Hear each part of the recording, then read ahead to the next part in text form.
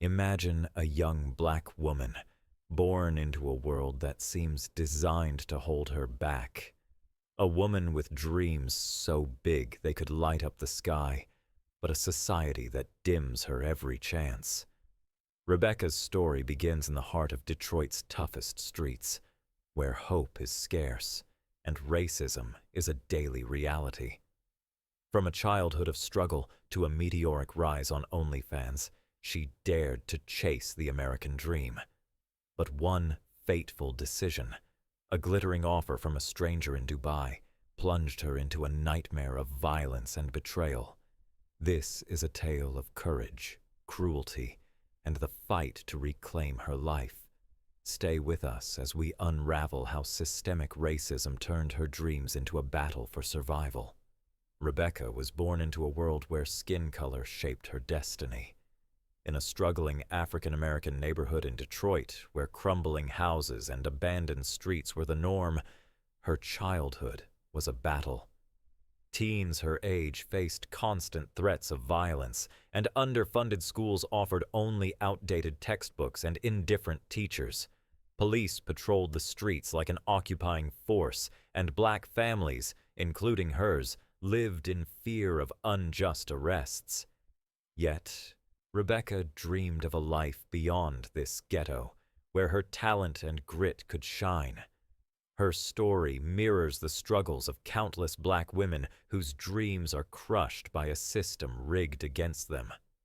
Rebecca's childhood was steeped in hardship. Her mother, Sheila, worked as a cleaner and waitress, coming home exhausted but smiling for her daughter. Their apartment, with a leaking roof and creaking floors, barely held their modest furniture. The threat of eviction loomed like a shadow. At school, Rebecca was bullied for her worn clothes, and racist remarks from classmates and even teachers eroded her confidence. One teacher once told her to forget college because people like her didn't belong there. Those words stung, but instead of breaking her, they ignited a fire of defiance. She vowed to prove she could achieve more than they predicted. Rebecca learned to survive early. At 12, she delivered newspapers to help her mother pay bills. She watched peers fall into trouble. Some joined gangs, others lost their lives to stray bullets. Racism was ever present. Suspicious glares in stores, job rejections due to her appearance. But Rebecca found solace in books and music, imagining herself as a star on stage or a model on the runway. These dreams were her sanctuary, her way of fighting a world that tried to erase her. When the COVID-19 pandemic swept the world in 2020, Rebecca, like millions, lost her job. Her last gig, cashier at a local supermarket, vanished when the store shuttered during lockdown. Trapped in her cramped apartment, she scrolled social media, searching for a way out.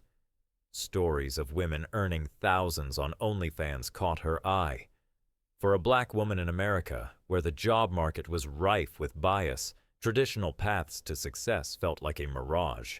She knew her resume was often ignored for sounding too black. OnlyFans became her chance to bypass barriers and seize control of her fate. Creating an OnlyFans account was an act of courage for Rebecca. She started with simple photos highlighting her natural beauty and short videos where her charisma shone. She studied the platform meticulously, analyzing what content drew subscribers and learning to pose to stand out among thousands of models. Her efforts paid off.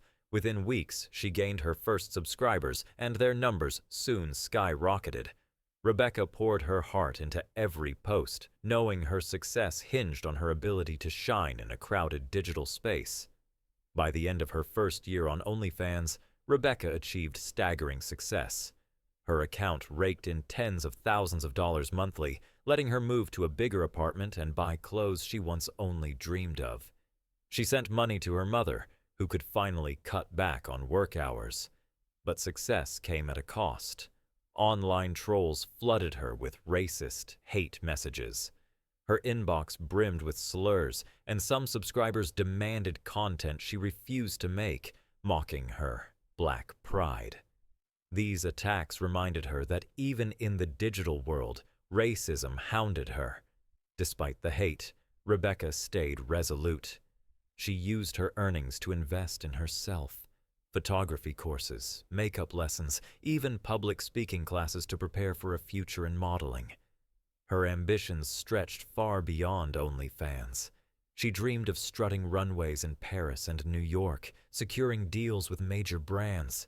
She wanted to be a symbol that a black woman could conquer an industry ruled by stereotypes and privilege. Every new subscriber, every opportunity felt like a step toward that goal. Rebecca began actively networking in the industry. She attended virtual fashion events and sent portfolios to agencies, but responses were often cold or non-existent. One agent bluntly said her exotic look didn't fit their clients, implying her blackness was a flaw.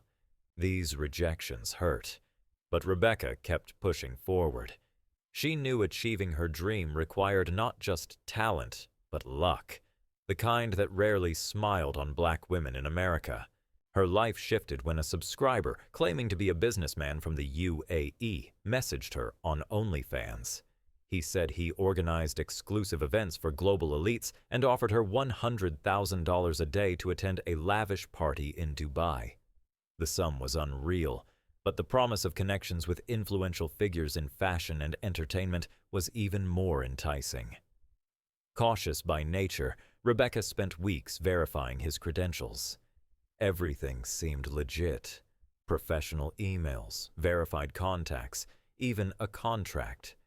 She saw this as her shot to break into a world that always felt out of reach. Rebecca wavered, but her ambitions won out.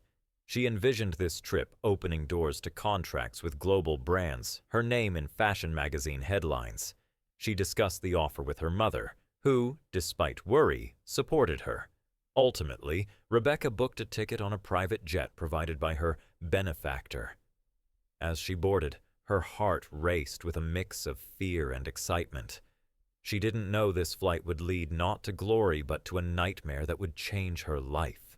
In Dubai, Rebecca was greeted with ostentatious luxury. She was whisked to a five-star hotel, given a suite overlooking glittering skyscrapers. It felt like a fairy tale. A designer dress waiting in her room, a personal stylist, promises of an unforgettable evening. But beneath this veneer lurked a sinister truth. The party she was brought to was no elite gathering. In a lavish hotel suite, a group of men awaited, their intentions far from hospitable. As Rebecca entered the suite, the mood shifted.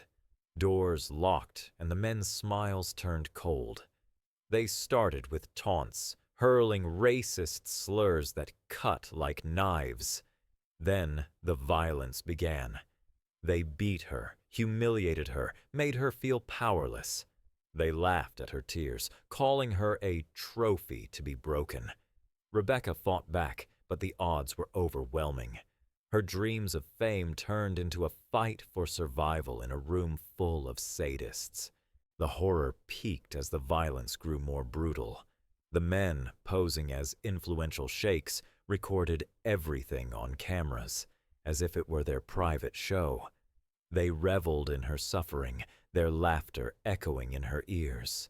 Rebecca, targeted for her blackness, felt her humanity erased with each moment. Her body and spirit were crushed, and the hope that had carried her through years of struggle faded under the weight of betrayal. When the ordeal ended, Rebecca was left in the suite, barely alive.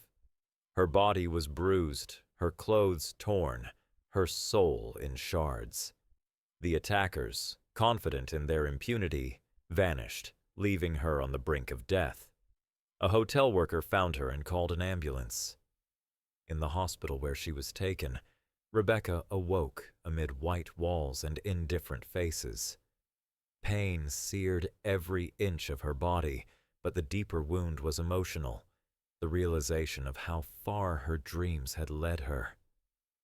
Lying in the hospital bed, Rebecca stared at the ceiling, trying to process what happened. She wasn't just a victim of deception.